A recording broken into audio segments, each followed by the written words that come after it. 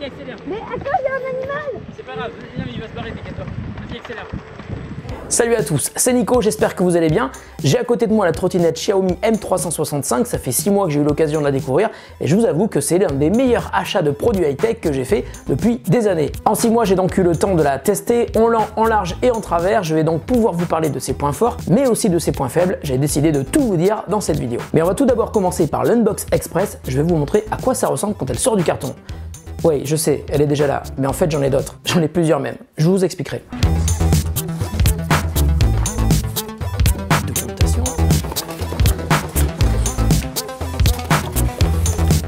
Si vous commandez la version classique, vous aurez une version américaine de la prise, c'est aussi la même que la prise chinoise. Il faudra prévoir un adaptateur secteur français. Et si jamais vous achetez la version européenne de la trottinette, vous aurez 2 pneus de rechange, 2 chambres à air et un chargeur avec embout français. Alors la seule chose à monter quand vous allez déballer la trottinette, c'est le guidon.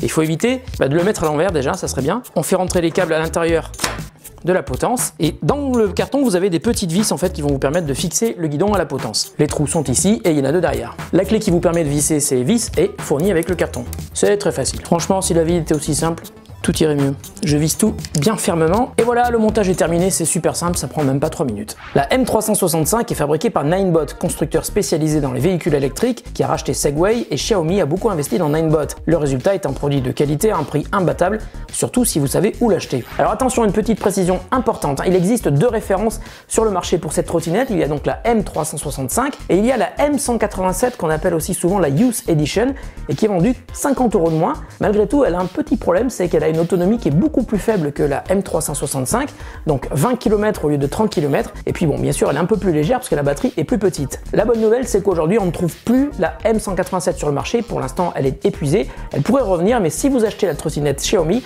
surtout vérifiez bien que c'est la M365 que vous allez acheter. La trottinette est assez haute et la hauteur de la potence et du guidon ne peuvent pas être modifiées. Sur le guidon, on trouve l'accélérateur, la sonnette et un seul et unique bouton. Appuyez une fois pour allumer la trottinette, l'indicateur de niveau de batterie restante s'allume. Lorsque 4 LED sont allumés et fixes, vous avez 100% de batterie restante. À mesure de la baisse de l'autonomie, les LED clignotent puis s'éteignent. Lorsque la dernière LED clignote, il vous reste moins de 2 km d'autonomie. Et là, vous risquez de ne pas dépasser la vitesse d'un piéton, soit 6 à 7 km/h. Lorsque la trottinette est allumée, si vous appuyez brièvement une fois sur le bouton, le phare avant s'allume. Si vous appuyez 2 fois rapidement sur le bouton, vous activez le mode économie d'énergie. Et la dernière LED est allumée en vert. La puissance est alors limitée, mais la batterie durera plus longtemps. Si vous appuyez longuement une fois sur le bouton, vous éteignez la trottinette. Sur le côté gauche, sous la plateforme, où on peut poser les pieds, on trouve la prise de charge. Le chargeur est d'ailleurs assez petit pour être rangé dans un sac. Un peu plus loin, à droite, on trouve aussi une béquille. Et à l'arrière, un feu qui est activé dès que l'on freine, mais que l'on peut aussi choisir d'allumer en permanence depuis l'application. Tiens d'ailleurs, au sujet des applications, vous pouvez utiliser au choix Mi Home, donc qui est l'application qui permet de gérer des objets connectés de Xiaomi. Donc vous pourrez accéder à tous les paramètres et à l'état de la trottinette, mais vous pouvez aussi utiliser Ninebot Segway, l'application du constructeur de la trottinette. Attention cependant, certaines versions de la trottinette ne sont pas compatibles avec Ninebot Segway. Si vous essayez de vous connecter avec Ninebot Segway sur votre trottinette et que vous voyez que la connexion Bluetooth ne se fait pas, c'est pas grave, essayez avec Mi Home, là ça marchera à tous les coups et puis l'application est traduite en français. La M365 est une trottinette électrique qui réunit tout ce que l'on cherche dans ce type de produit. Elle est confortable, solide, endurante, assez puissante, la finition est vraiment excellente et surtout, et c'est super important pour un véhicule urbain, on se sent vraiment en sécurité lorsqu'on la conduit. Au niveau des spécifications techniques, la M365 possède une batterie de 7800 mAh, un moteur de 250 watts qui peut atteindre une puissance maximum de 500 watts. L'autonomie de 30 km va énormément dépendre de votre activité, tout comme les performances. Globalement, si vous avez une utilisation citadine où le terrain est à peu près plat, vous pouvez vraiment compter sur 23 à 25 km d'autonomie avec une seule charge. En revanche, si vous avez beaucoup de côtes à monter, l'autonomie va sérieusement en prendre un coup, on en reparle plus tard. Pour charger la batterie, comptez environ 5 heures pour une recharge complète à partir de 0. Et si vous avez besoin de juste un peu de batterie, j'ai noté les paliers suivants. À partir de 0, 1 heure de charge vous permet de récupérer 11 km. 2 heures vous permettent d'atteindre 20 km. Au bout de 3 heures, vous aurez déjà 25 km d'autonomie. Et il faudra 2 heures de plus pour passer de 25 à 30 km, ce qui correspond au schéma classique de charge des batteries lithium. Au début, ça va vite, mais vers la fin, c'est très long. À l'usage, rouler avec la Xiaomi M365 est un vrai bonheur. Elle est super confortable, la plateforme où l'on pose ses pieds est large et elle est recouverte d'une surface en caoutchouc antidérapante, même par temps de pluie. La vitesse maximum est de 25 km/h, mais elle dépendra de l'inclinaison du terrain. Ainsi, dès que ça descend, même un tout petit peu, on peut les dépasser très légèrement. A l'inverse, quand ça monte, et avec une accélération maximum, on peut descendre à 20 km/h. C'est très variable, mais sachez qu'à 25 km/h, l'impression de vitesse est déjà importante. Tiens d'ailleurs, je suis sûr qu'il y a une question que vous êtes déjà en train d'écrire dans les commentaires sous la vidéo, mais attendez un petit peu, je vais vous y répondre tout de suite. Où peut-on rouler et où ne peut-on pas rouler avec une trottinette électrique? Et aussi, à quelle vitesse peut-on rouler au maximum?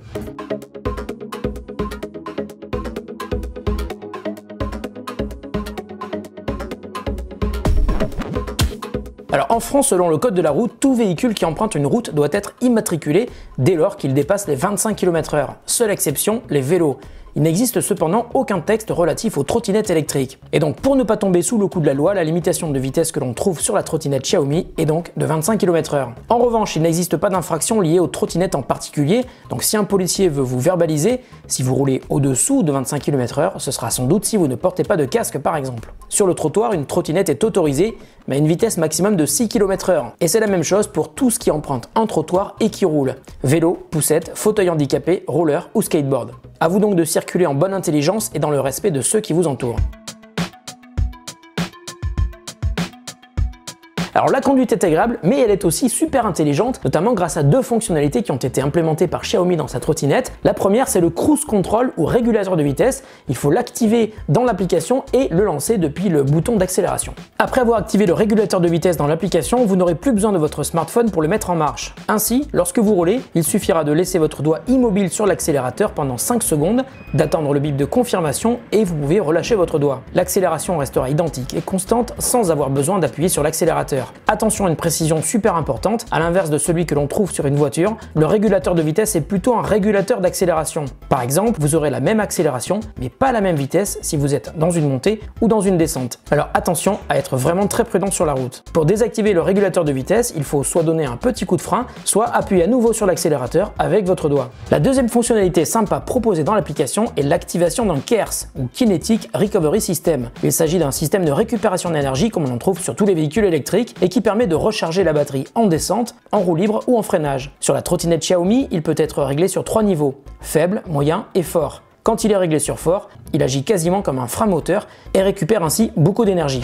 À côté de chez moi, il y a une côte d'environ 900 mètres de longueur avec un dénivelé de 46 mètres, soit une pente moyenne de 5,12%. En effectuant cette descente en roue libre sans accélérer et avec le mode de récupération le plus fort, je gagne 1 km d'autonomie. Mais attention, si on récupère de l'énergie en descente, la montée est cruelle pour la batterie. Et voilà ce qui s'est passé quand j'ai fait le chemin inverse dans cette fameuse côte. Pour remonter la côte, il faut le faire sur la piste cyclable qui est sur l'autre côté de la route. Et sur le retour, le tracé est un peu différent. Il faut compter 100 mètres de plus en distance, soit 994 mètres. Ici, le dénivelé global est le même, mais la pente est plus douce, soit 4,65%. Au bas de la côte, l'autonomie restante était de 98%. Mais arrivée en haut de la route, elle était descendue à 65%. J'avais donc quasiment perdu un tiers d'autonomie, soit presque 10 km, en effectuant une montée de seulement 1 km. Attention, la puissance nécessaire pour monter une côte va énormément dépendre de votre poids. Je pèse 80 kg et j'avais environ 10 kg de matériel avec moi. La trottinette avait donc énormément de mal à monter cette côte dans ces conditions. A l'inverse, en circulation citadine, où on freine beaucoup, on peut récupérer de l'énergie très rapidement et en permanence. En résumé, plus ça monte, plus la batterie est sollicitée, et si on ne fait que du plat, on peut récupérer facilement de l'énergie, mais pas autant que si on ne fait que des descentes. Et c'est pour toutes ces raisons que l'autonomie de 30 km est vraiment théorique et dépendra plutôt des parcours que vous effectuez.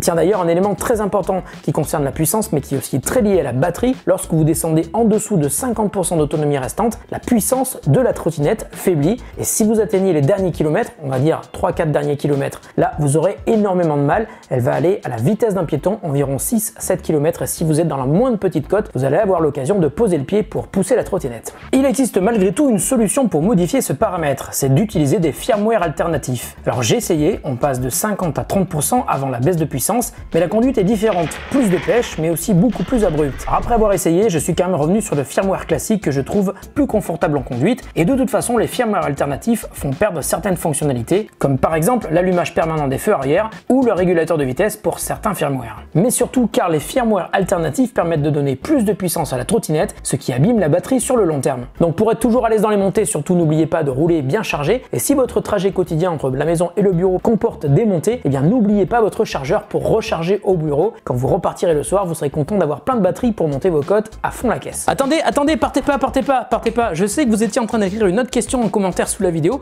Vous alliez me dire, Nico, qu'est-ce qui se passe quand on n'a plus de batterie? Est-ce qu'on peut quand même faire de la trottinette en mode roue libre? Eh bien oui, on peut. Alors c'est vrai qu'elle fait 12,5 kg, il faut pouvoir se la traîner, plus le poids de ce qui est sur la trottinette évidemment, mais oui, ça marche. Donc si vous n'avez plus de batterie, vous pourrez faire du plat.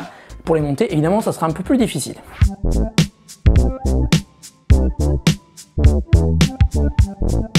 Lorsque vous roulez, le freinage est de très bonne qualité. Lorsque vous êtes à pleine vitesse, il faut compter 4 à 5 mètres pour un arrêt complet. Et l'arrêt n'est pas brutal car la trottinette est équipée d'un système de iABS comme l'appelle Xiaomi et qui empêche donc les roues de se bloquer. Le système de frein à disque est donc rassurant et il est efficace. Lorsque vous vous déplacez sans rouler, vous pouvez plier la trottinette et c'est super facile à faire. Il faut tout d'abord désengager les deux crochets qui maintiennent la potence en place, plier et utiliser la poignée de la sonnette et l'enclencher dans le petit crochet situé sur le pare-choc arrière. Et vous pouvez donc la porter en la tenant par la potence, le poids est bien réparti. Il existe aussi des sacs pour la ranger, pratique pour la porter en bandoulière et pour éviter qu'elle prenne la poussière chez vous. Alors maintenant que je vous ai présenté la trottinette et que je vous ai dit ce que j'en pense, je vais passer à une partie qui est super importante qui concerne les conseils pour utiliser votre trottinette au mieux et surtout pour la conserver en état le plus longtemps possible. Tout d'abord, faites attention à vos pneus. Ce sont des pneus classiques avec une chambre à air à l'intérieur. Il est impératif d'y faire très attention car ils sont super chiants à changer si vous crevez. Par exemple, quand vous roulez, évitez de prendre les trottoirs violemment. Quand vous le pouvez, descendez de votre trottinette. Évitez aussi de rouler sous-gonflé. Plus la roue est gonflée, moins vous aurez de chances de crever